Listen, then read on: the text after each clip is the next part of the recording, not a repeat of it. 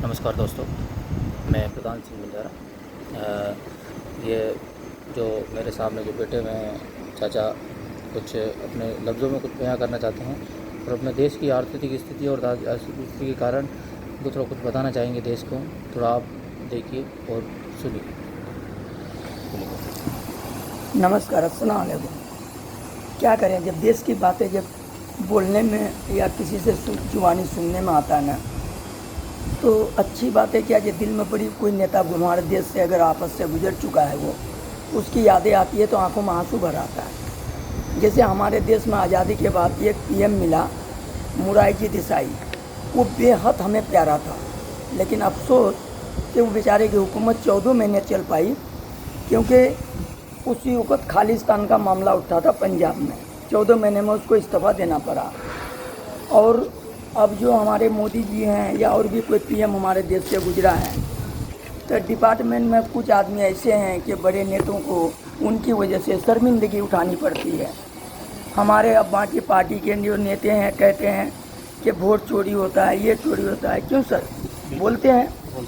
तो एक बात आप लोग हमें बताओ कि हमारे घर में अगर बार बार कोई चीज़ चोरी होती है तो हमें तो उसकी सुरक्षा करनी चाहिए ना। हमसे तो सुरक्षा होती नहीं और हम दूसरे के ऊपर इंजाम दे रहे हैं कि चोरी हो रही है, चोरी हो रही है। तो आखिर हम क्या कर रहे हैं, क्यों बार बार चोरी हो रही है? अब जैसे हमारे मोदी जी की कुछ डिपार्टमेंट में कुछ ऐसे आदमी हैं कि झूठ फूट पे ऐसी बातें बोलते हैं। अबे यार, अगर गधी को घोड़ी कहोगे तो दुनिया की नज़र में दिखता है ना। कुछ कई बार ऐसे इंटरव्यू उसमें यूट्यूब में ये सब में फैला, सुन के ना बड़ा दिल में दुख होता है। कहते हैं क्या कि ये कुतुब मीनार नहीं है, ये हिंदू मीनार है। चलो मैं मानता हूँ भाई, तो तू सच करा, लेकिन क्या उस वक्त संकरी दर हिंदी नहीं था जब वो मीनार बना था? उसकी सरजमीन से लेके ऊपर तक सारे अक्षर अरबी में लिखे हुए हैं। वो अरबी में लिखे हुए हैं, तो तुम तो अंधे तो नहीं हो। तो अगर वो हिंदू मीनार है तो हिंदी में लिखता, क्या जरूरत थी अरबी में लिखने की? सही। तो जब वो कुतुब मीनार है तो कुतुब मीनार ही रहेगा। क्यों पब्लिक को भड़का रहो, आपस में लड़वा रहो? ऐसे काम मत करो। अपना दौलत, अपना देश को खुद सुरक्षित करो। लड़ने झगड़ने से कुछ नहीं होता। कुछ वो आज तक किसी को कुछ मिला सिवाय नुकसान के?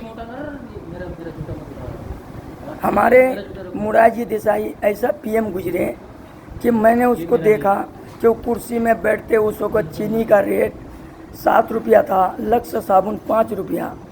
उनने कुर्सी में बैठते ही चीनी 3.5 रुपया, लक्स साबुन 2.5 रुपया, और जगह जगह बिजली के खंभे गिराए थे। लेकिन ऐसा आज तक कोई होता नहीं। जो भी बैठता है वही राजनीति, वही मंदिर मस्जिद। अब जब इंसान ही ना रहेंगे तो मंदिर मस्जिद क्या होगा? हाँ, ये मंदिर मस्जिद इंसानों के लिए बनी है या मंदिर मस्जिद के लिए हम बने हैं? हम बने हैं जभी तो मंदिर मस्जिद बना है ना। हम रहेंगे जभी तो पूजा पाठ या नमाज पढ़ेंगे, इबादत करेंगे। जब हम ही ना रहेंगे, गाजा का हालत देख लो, वहाँ कुछ भी नहीं बचा तो फिर क्या बचा? इंसान हो, इंसानियत को बचाओ भाई, यही हमारी